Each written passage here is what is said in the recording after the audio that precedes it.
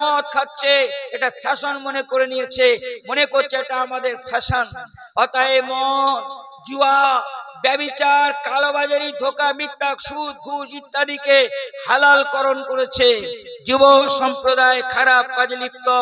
একবার কিন্তু স্পেনের কথা তাদের মাথায় নাই, একবার ওয়াকফ বিলের কথা মাথায় নাই, ইউনিফর্ম সিভিল কোডের কথা একবার মাথায় নাই। এনআরসি করে মুসলমানদের তাড়িয়ে দেওয়ার পরিকল্পনা করছে আর বলছে ভারতবর্ষে মাটিতে হিন্দু ভাই থাকবে, খ্রিস্টান থাকবে, জৈন থাকবে, মুসলমান না থাকতে পারবে না। একবার প্রতিবাদ করে বলার সাহস নাই? কেন আমরা থাকতে পারবো না? এদেশ থেকে তোমার বাবার জমিদারি না তোমার পৈতৃক সম্পত্তি? আমরা ভারতবর্ষের মুসলমান নাকি তোমার বাপের বাড়ির জায়গিরি খাই, না তোমার দয়া ভিক্ষে নিয়ে বেঁচে আছি? মনে রাখবেন, আজকে দায়িত্বের কথা বলতে চাই। এভাবে নবীদের উপরে আক্রমণ করেছিল। নবীদের বলেছিল আমাদের ধর্ম মেনে নাও, আমাদের বাপ দাদার ধর্ম মেনে নাও, তাহলে তোমার সাথে আছি। যদি মেনে না নাও তাহলে দেশটা ছেড়ে চলে যাও। আজকের ইসলামের দুশমনরা বলছে ইউনিফর্ম সিভিল কোড মেনে নাও, যদি মেনে না নাও তাহলে ভারত থেকে চলে যাও, এদেশে তোমাদের জায়গা নেই, ভারত ছেড়ে পাকিস্তানে চলে যাও। নবীদের উপরে ইহুদিরা যা করেছিল, বনি ইসরাঈলরা যা আচরণ করেছিল, আমাদের দেশের জালিম বাদশা ইহুদিদের কায়দা কানুনগুলো, ইহুদিদের নিয়ম কানুনগুলো পরিকল্পিতভাবে তালিম প্রাপ্ত হয়ে, ট্রেনিং প্রাপ্ত হয়ে একটা ধীরে ধীরে আমাদের উপরে প্রয়োগ করার চেষ্টা করছে। এবার যদি আমরা বসে পড়ি, আমরা যদি ঘুমিয়ে পড়ি, আমরা যদি দুর্বল হয়ে যাই, আমরা যদি না ভাবি, চিন্তা ভাবনা না করি, তাহলে স্পেনের অবস্থা যা হয়েছিল আমাদের তাই হবে। স্পেনের ইতিহাস সাক্ষী দেয় এমন কোন মুসলিম ঘর ছিল না যে ঘরের মেয়েরা তাহাজ্জুদ নামাজ কাজা করেছে। প্রত্যেকে তাহাজ্জুদের নামাজ পড়তো, তাদের টুপি ছিল, তাদের দাড়ি ছিল, তাদের নামাজ ছিল, তাদের রোজা ছিল। কিন্তু আস্তে আস্তে মুসলিম যুব সম্প্রদায় সেই সমাজে ক্যান্সার ধরলো, তাদের রোগ ধরলো, তাদের সামনে লোভ দেখানো হলো, রুটি কাপড়া মাকান, ইসলাম দিতে পারবে না। ইসলাম ইসলাম করলে, কোরআন কোরআন করলে, নামাজ নামাজ করলে, টুপি দাড়ি করলে তাহলে ভালো বাড়ি বানাতে পারবে না, গাড়ি চড়তে পারবে না, ভালো খাদ্য খাবার খেতে পারবে না। তাহলে কি করতে হবে? ওই ইসলামকে এখন বাদ দিয়ে, নামাজকে পরিত্যাগ করে, তাহলে আধুনিকতার সাথে গা মিলিয়ে ইসলামকে বয়কট করে বর্তমান জামানার সঙ্গে তাল মেলাতে হবে। শুরু হয়ে গেল তাল মেলানো। মুসলমানের নামাজ ছেড়ে দিল, দিন ছেড়ে দিল, কোরআন সুন্নাহ ভুলে গেল, তাদের ঘরের মেয়েরাও ইসলাম ছাড়তে শুরু করলো এবং ইসলামকে ছেড়ে দিয়ে আধুনিকতার সাথে তারা গা মেলাতে শুরু করলো। মনে রাখবেন, ইসলামের দুশমনেরা প্রত্যেক দিন তারা সার্ভ করছে, প্রত্যেক দিন তারা অবজার্ভ করছে। তাদের সিবিআই, তাদের গুপ্তচর, তাদের বিভিন্ন সংস্থা আছে, গোপন গুপ্তচর আছে, তারা মুসলিম পাড়ায় পাড়ায় গোপনে অবজার্ভ করছে। দেখো মুসলমান মসজিদ থেকে দূরে আছে কিনা, দেখো মুসলমান ইসলাম থেকে দূরে আছে কিনা। যখন মুসলিম যুব সমাজ চুরি ডাকাতি ছিনতাই রাহাজানি খারাপ কাজে লিপ্ত, মদ জুয়া তাড়ি ব্যভিচার আর সিগারেট পান বিড়ির মধ্যে ব্যস্ত আছে কিনা, ওদের মধ্যে শুধু নাপাক ঢুকিয়ে দাও, ওদের মধ্যে নেশাগ্রস্ত জিনিস চালান করে দাও। যখন পাতায় সাম্প্রদায়িকতার মরা ইঁদুর কেন? শ্রদ্ধা স্নেহাস্পদ ভাইরা, এভাবে ইতিহাসে মূল্যায়ন হয় না, সেখানে ভুল তালিম দেয়, ভুল শিক্ষা দেওয়া হয়। কি বলছে? ভারতবর্ষের স্বাধীনতার জন্য কারা লড়াই করেছে? জওহরলাল, মতিলাল, লাল বাল ছাল পাল, এরা কজন লড়াই করেছে? আমাদের জমিদারি কেড়ে নিল, আমাদের জায়গিরি কেড়ে নিল, আমাদের চাকরি কেড়ে নিল, আমাদের ব্যবসায়ী কেড়ে নিল, আমাদের নবাবী কেড়ে নিল। আমরা ভারতবর্ষে নিঃস্ব হয়ে গেলাম, ইংরেজরা সব কেড়ে নিল। আমরা লড়াই করিনি।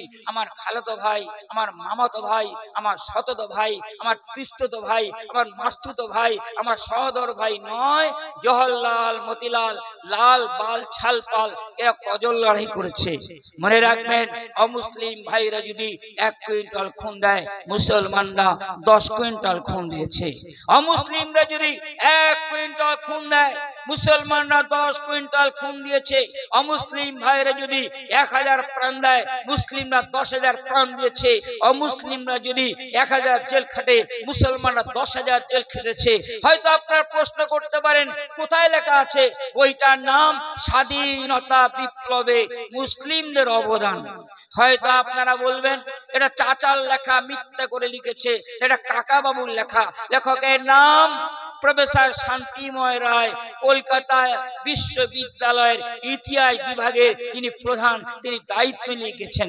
যদি আপনারা প্রশ্ন করেন অন্য কোনো বই আছে, বইটার নাম ইসলাম অ্যান্ড ইন্ডিয়ান কালচার, হয়তো আপনারা বলবেন এটা চাচার লেখা, এটাও কাকা বাবুর লেখা। লেখকের নাম উড়িষ্যা রাজ্যপাল ডক্টর BN পান্ডে।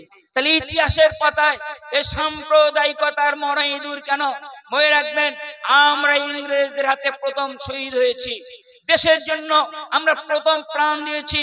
বাংলা, বিহার, উড়িষ্যা স্বাধীন নবাব সিরাজউদ্দৌলা যখন বুড়িগঙ্গার ধারে তিনি ধরা পড়লেন, ওই সেই ভগবান গোলা বুড়িগঙ্গার ধারে তিনি ধরা পড়লেন। বেগম লুৎফার হাত ধরে বললেন, আবে জমজম খুরমা পাওয়ারাম, হে বেগম লুৎফা, আমার নানা আলীবর্দী খাঁ প্রত্যেক দিন ফজরের নামাজের পরে জমজমার পানি আর মদিনার খেজুর দিতেন। আমি আমার জীবনে 18 বছর পর্যন্ত জমজম পানি আর মদিনার খেজুর ছাড়া আমি নাস্তা করিনি। আজ বেঈমানরা এক বিন্দু, এক ফোঁটা পানি দিল না। বাংলার স্বাধীন নবাব গঙ্গার তীরে দাঁড়িয়ে দুরাকাত নামাজ পড়তেছিলেন। নামাজ পড়া অবস্থায় তার পিঠে ছুরি মারা হলো। গল গল গল গল গল করে লাল তাজা খুন তিনি ঢেলে দিলেন। মনে রাখবেন, রক্ত জবা গোলাপের মতো রাঙা খুন।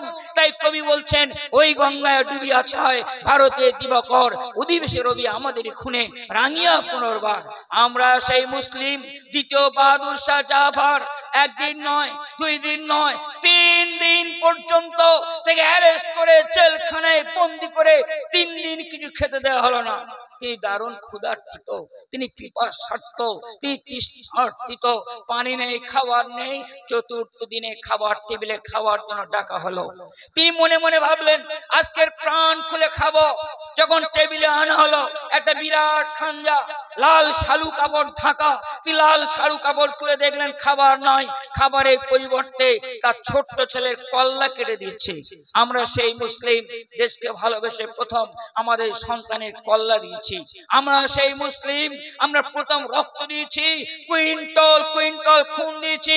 দিল্লিতে এমন কোন গাছ ছিল না আমাদের গলায় দড়ি দিয়ে টাঙিয়ে দেওয়া হয়নি। মাল্টার দ্বীপ তার সাক্ষী, বালাকোট প্রান্তর তার সাক্ষী, মাল্টার দ্বীপ তার সাক্ষী, দিল্লির তিহার জেল তার সাক্ষী। সেদিন আমরা লড়াই করলাম, অকাতরে প্রাণ বলিদান দিলাম। আর আমাদেরকে অস্বীকার করে মিথ্যা করে লেখা হচ্ছে লড়াই করেছে কে?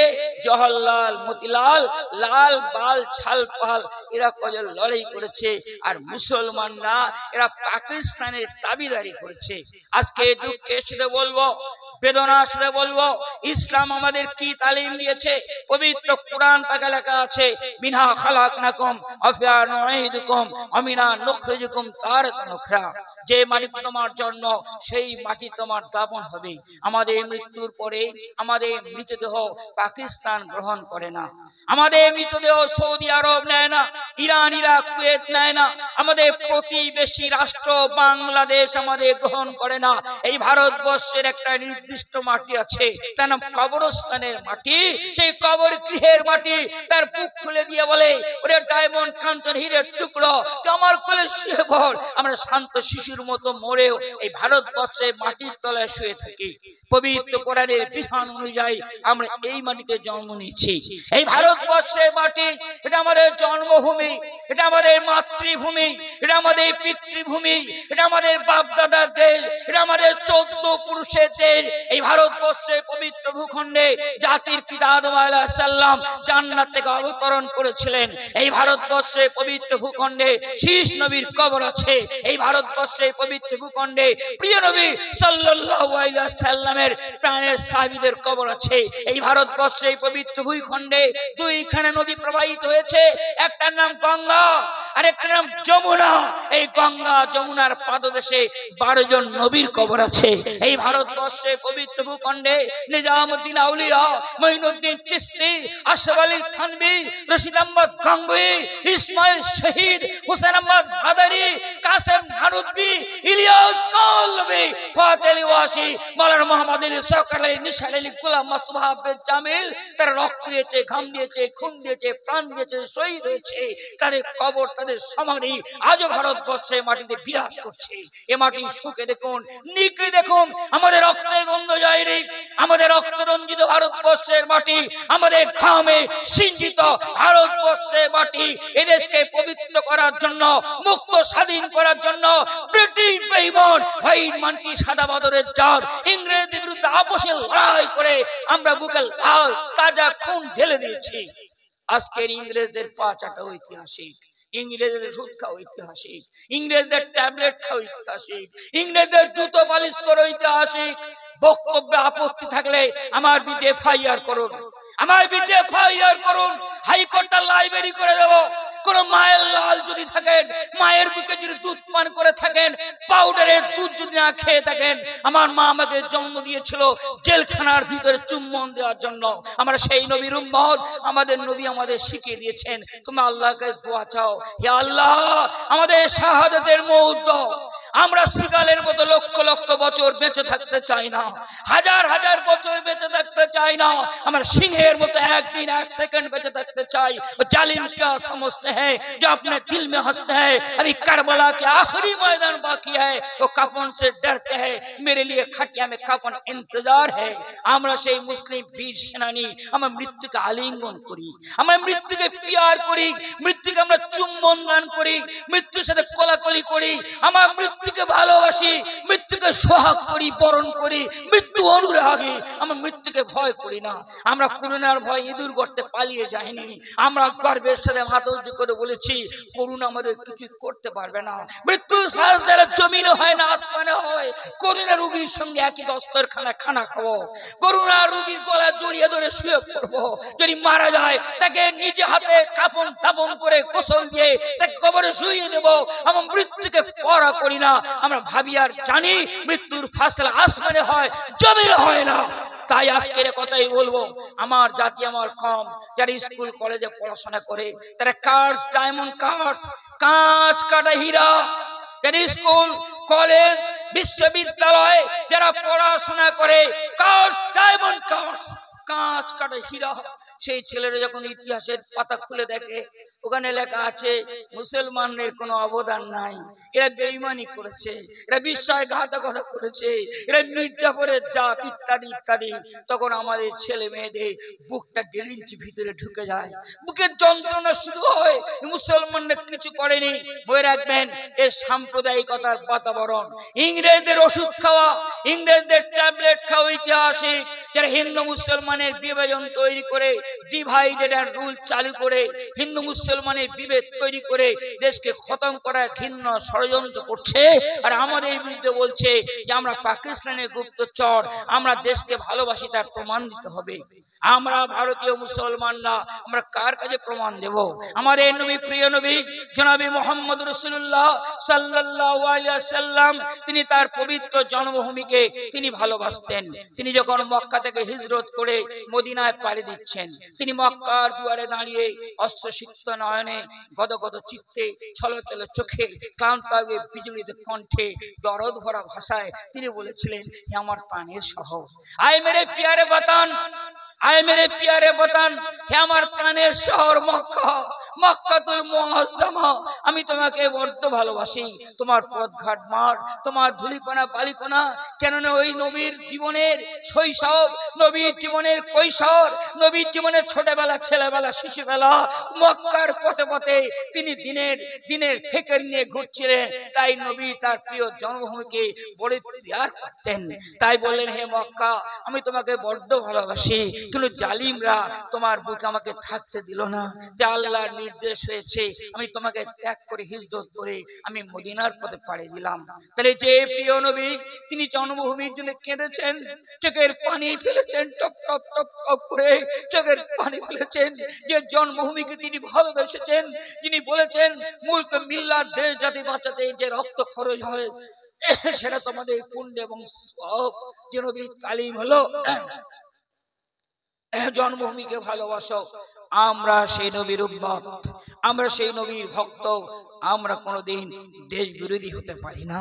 অতএব মনে রাখবেন, যারা আমাদেরকে কৈফিয়ত চাইছে, তোমরা দেশকে ভালোবাসো, তার প্রমাণ দিতে হবে।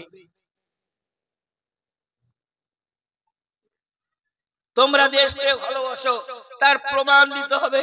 আমরা কথাই বলবো, আমরা কাদের কাছে প্রমাণ দেব? যারা ইংরেজদের গোলামি করেছিল।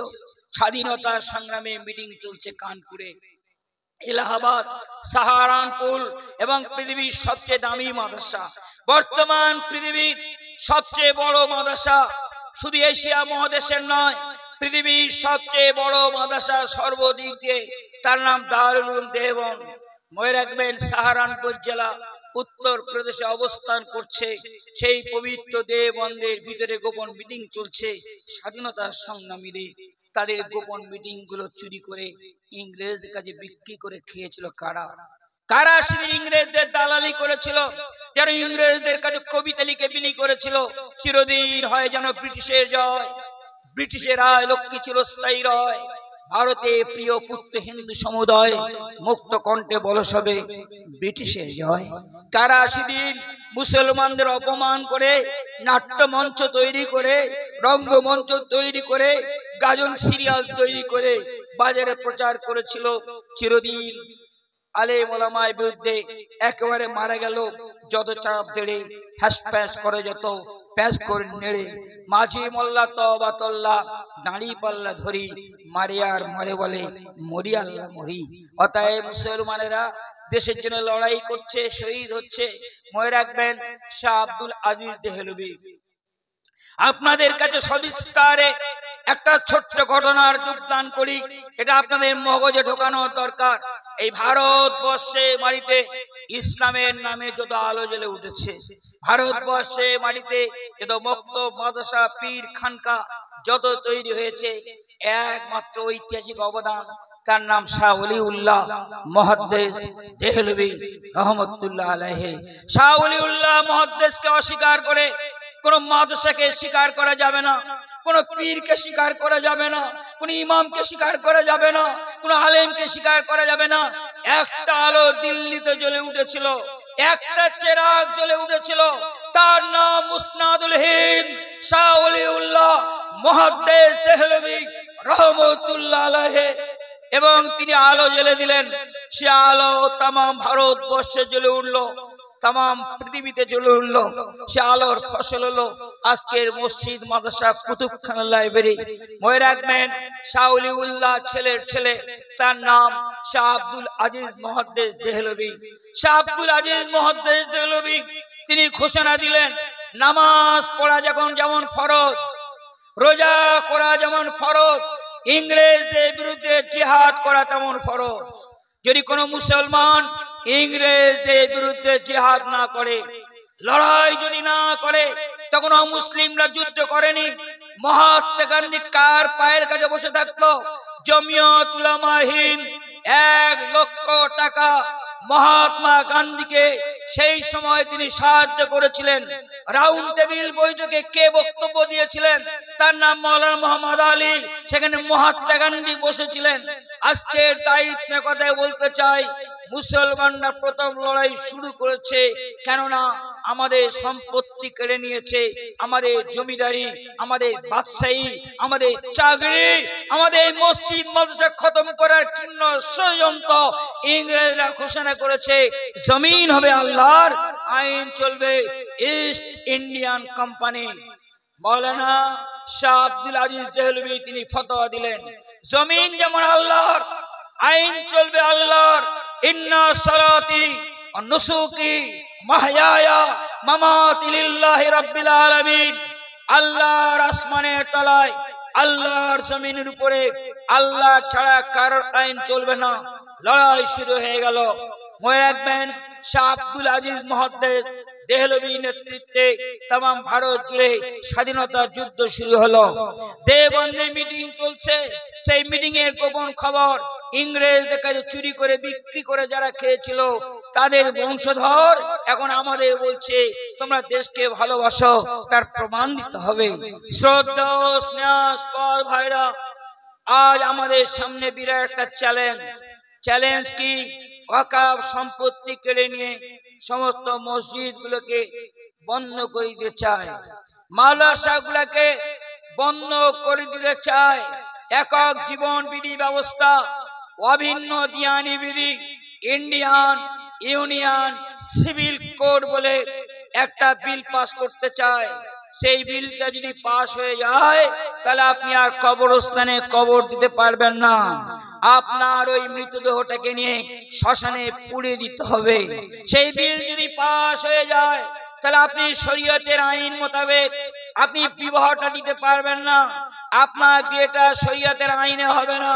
তাই তারা প্রচেষ্টা করছে অভিন্ন দিয়ানি বিধি, একক জীবন বিধি ব্যবস্থা, ইউনিফর্ম সিভিল কোড আর ওয়াকফ বোর্ড। মনে রাখবেন, আমরা যারা মুসলমান এখানে আছি তা আমরা মনে মনে ভাবছি যখন হবে তখন দেখা যাবে। আমরা মনে মনে ভাবছি আমি তো বহাল তবিয়তে বেঁচে আছি, আমি এয়ার কন্ডিশন কামরায় শুয়ে আছি। আমরা মনে মনে ভাবছি আমার গাড়ি আছে, বাড়ি আছে, বিল্ডিং, বালাখানা, স্কুল, কলেজ, বিশ্ববিদ্যালয় সব আছে, আমার তো মাথা ঘামিয়ে কোনো লাভ নাই। মনে রাখবেন, স্পেনের পবিত্র ভূখণ্ডে মুসলমানদের সামনে এরকম একটা চ্যালেঞ্জ এসেছিল। যখন স্পেন বিজয় হলো, মুসলমানরা বিজয় লাভ করলে স্পেনে বড় বড় মাদ্রাসা তৈরি হলো, বড় বড় মসজিদ তৈরি হলো, বড় বড় বিশ্ববিদ্যালয় কায়েম হলো। স্পেনের একটা বিশ্ববিদ্যালয়, তার নাম কর্ডোবা বিশ্ববিদ্যালয়। কর্ডোবা বিশ্ববিদ্যালয় জ্ঞান বিজ্ঞানে পৃথিবীকে পথ দেখিয়েছিল। ইতিহাস সাক্ষী দেয় তাম পৃথিবীতে সর্বপ্রথমে বীজগণিতে জন্ম দিয়েছি আমরা, তার নাম আব্দুল জাব্বার। অঙ্কে শূন্যতা তৈরি করেছি আমরা, তার নাম আল খারজমি। পদার্থ বিজ্ঞানের জন্ম দিয়েছি আমরা, তার নাম পদার্থবিদ আবুল হাসান। নাইট্রিক অ্যাসিড তৈরি করেছি আমরা, তার নাম জাবির ইবনে হায়ান। এভাবে বন্দুক কার্তুল বারুদ তৈরি করেছি আমরা। তাম পৃথিবীতে সর্বপ্রথমে বাংকা সৃষ্টিকারী আমরা, তার নাম সালমান ফার্সি রাদিয়াল্লাহু তাআলা আনহু। বৃহত্তম খাল খননকারী আমরা, তার নাম বেগম জুবাইদা। সবচেয়ে বড় জাতীয় সড়ক নির্মাণ করেছি আমরা, তার নাম শের শাহ। ডাক টিকিট জমি জরিপ তৈরি করেছি আমরা, তার নাম ওমর ইবনুল খাত্তাব। এভাবে বিজ্ঞানের বিভিন্ন অবদান এবং উপাদান মুসলমান বিজ্ঞানীরা, বড় বড় ঐতিহাসিকরা তাম পৃথিবীতে ছড়িয়ে দিয়েছিল। স্পেনের ওই বিশ্ববিদ্যালয় কর্ডোবা, যেখানে প্রত্যেক দিন কোরআন হাদিস সুন্নাতকে নিয়ে গবেষণা করে এক একটা বৈজ্ঞানিক আবিষ্কার উপাদান আবিষ্কৃত হতো। কিন্তু সেই মুসলমান আরাম আয়েশের মধ্যে মেতে উঠল। যেমন বর্তমান ভারতীয় মুসলিমরা, আমাদের যুব সম্প্রদায় চুরি, ডাকাতি, জুয়া, মদ, ব্যভিচার, দুর্নীতি, কালোবাজারি, ধোঁকা, বিভিন্ন খারাপ কাজের মধ্যে লিপ্ত, অশ্লীল কাজের মধ্যে লিপ্ত। যেমন আমাদের ঘরের ছেলেরা বই ফেলে দিয়েছে, পুস্তক ছেড়ে দিয়েছে, নামাজ রোজা বয়কট করেছে, তারা মোবাইলে সিরিয়াল দেখে, তারা শর্ট ফিল্ম দেখে, তারা মোবাইলে গান শুনতে ব্যস্ত, অশ্লীল কাজে যুব সম্প্রদায় লিপ্ত। যত রকমের খারাপ কাজ, মদ খাচ্ছে, এটা ফ্যাশন মনে করে নিয়েছে, মনে করছে এটা আমাদের ফ্যাশন। অতএব মদ, জুয়া, ব্যভিচার, কালোবাজারি, ধোঁকা, মিথ্যা, সুদ, ঘুষ ইত্যাদিকে হালালকরণ করেছে।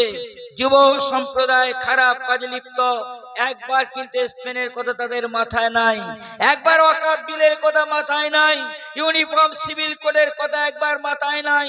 এনআরসি করে মুসলমানদের তাড়িয়ে দেওয়ার পরিকল্পনা করছে আর বলছে ভারতবর্ষে মাটিতে হিন্দু ভাই থাকবে, খ্রিস্টান থাকবে, জৈন থাকবে, মুসলমান না থাকতে পারবে না। একবার প্রতিবাদ করে বলার সাহস নাই?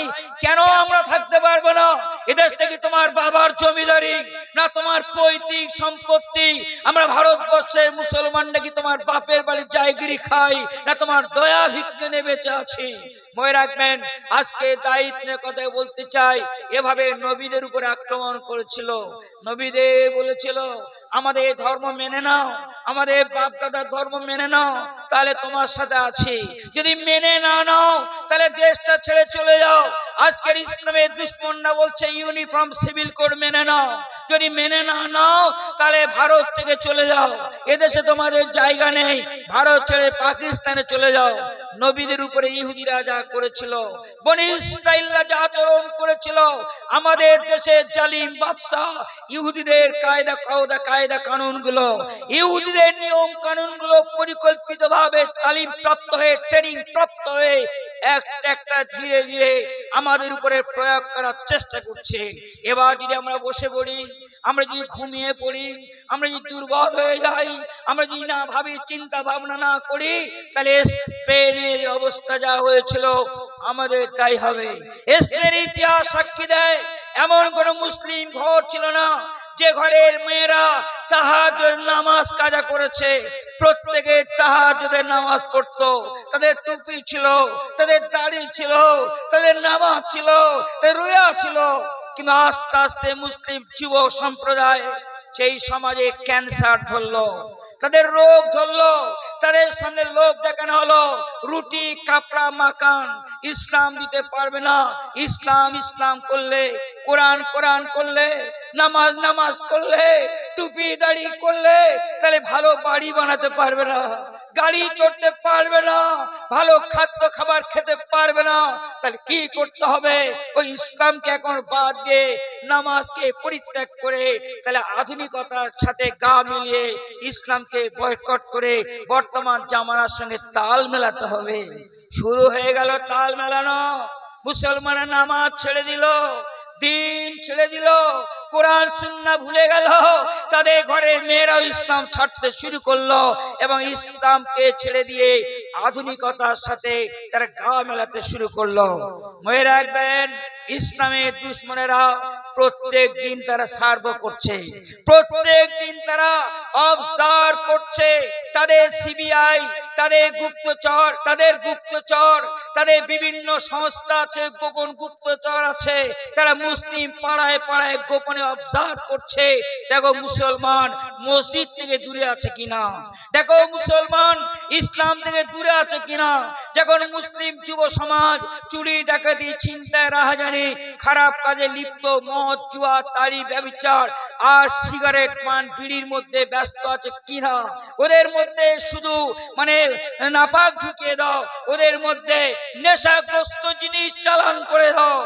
যখন দেখলো মুসলিম জাতি নেশাগ্রস্ত হয়ে পড়েছে, মদের পেয়ালা হাতে, হাতে সিগারেট হাতে, আর হাতে সব একটা করে কি বলে বিমল ইত্যাদি ইত্যাদি নিয়ে খাচ্ছে টপ টপ করে, তখন ওদের অবজার্ভ করার পরে ওদের গোয়েন্দা সংস্থা খবর দেয় মুসলমানের মধ্যে ইমানের ব্যাটারি ডাউন হয়ে গেছে। তারিক আনোয়ার বেঁচে নেই, তারিক আনোয়ার বেঁচে নেই, সালাউদ্দিন আইয়ুবী বেঁচে নেই, বেঁচে নেই খালিদ বিন ওয়ালিদ বেঁচে নেই। খালিদ খালিদ খালিদ ভাঙিবে নাকি হাজার বছরের ঘুম, খালিদ খালিদ খালিদ ভাঙিবে নাকি হাজার বছরের ঘুম। মাজার ধরিয়া ফরিয়াদ করে দুনিয়ার মজলুম। আজকের খালিদ বিন ওয়ালিদ বেঁচে নেই, তারিক আনোয়ার বেঁচে নেই, সালাউদ্দিন আইয়ুবী বেঁচে নেই। এবার চালাও আক্রমণ স্পেনের মুসলমানদের লক্ষ্য করে। সেদিন একদল খ্রিস্টান সন্ত্রাসবাদী আবেদন পেশ করলো, তোমরা স্পেনের দরজা খুলে দাও, ইস্পাত নির্মিত প্রাচীর দিয়ে বেষ্টিত দরজা, মুসলমানরা বলল, কেন খুলে দেব না? তোমাদের সঙ্গে আমরা বাক বিনিময় করতে চাই, মত বিনিময় করতে চাই। মুসলমানরা বলল, তোমরা প্রতারক, তোমাদেরকে বিশ্বাস করি না। এবার ওরা বলল, খ্রিস্টানরা, যদি দরজা না খোলো, আমাদের যাওয়ার পারমিশন, অনুমতি না দাও, তাহলে আমরা উন্নত মানের আগ্নেয়াস্ত্র এনেছি, আমরা উন্নত মানের বিস্ফোরণ করব, টোটাল স্পেনটাকে আমরা বোম্বিং করে উড়িয়ে দেব।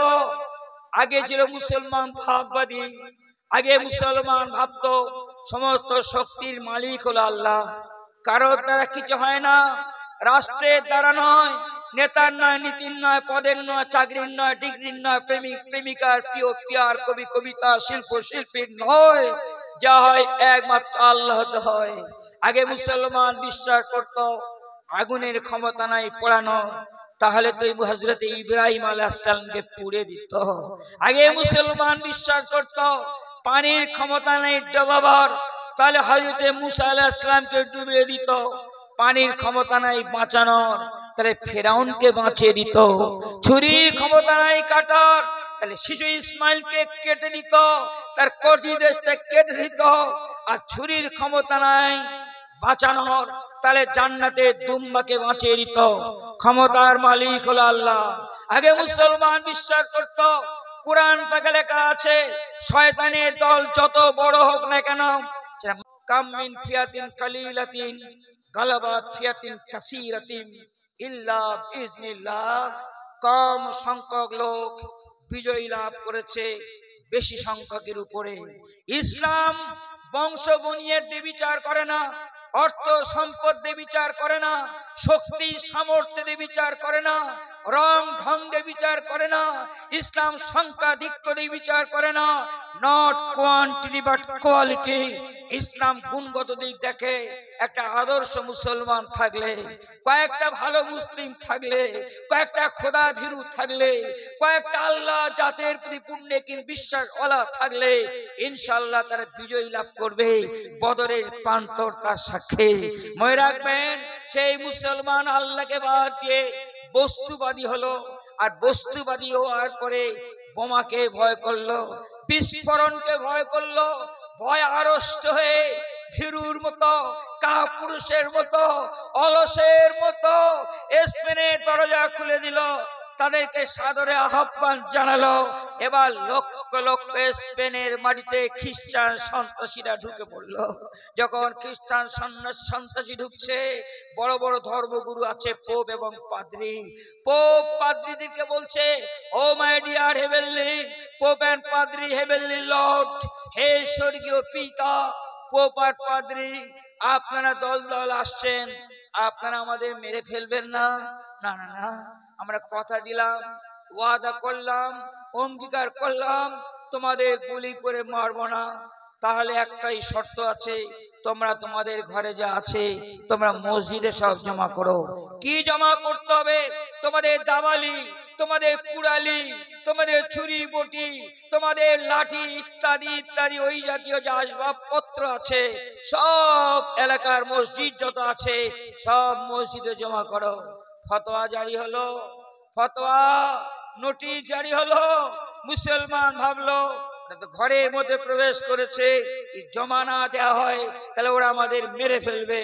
তাই দলে দলে মুসলিমরা তাদের দাবালি কুড়ালি, তাদের বটি আসবাবপত্র যা ছিল ঘরে সব জমা দিল মসজিদের ভিতরে। এবার জমা দেওয়ার পরে নির্দেশ হলো, যত মুসলমান আছে সবাই মসজিদে মসজিদে একত্রিত হও। সব মসজিদে একত্রিত হলো, জমা হলো।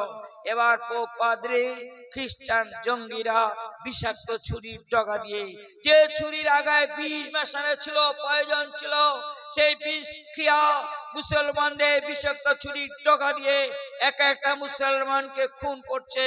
মেয়েরা চিৎকার করে কাঁদছে, শিশুরা আর্তনাদ করছে, বৃদ্ধ পিতার হাহাকার চিৎকার। তোমরা তো বললে আমাদের গুলি করে মারবে না, তাহলে তোমরা আমাদের মেরে ফেলছে কেন?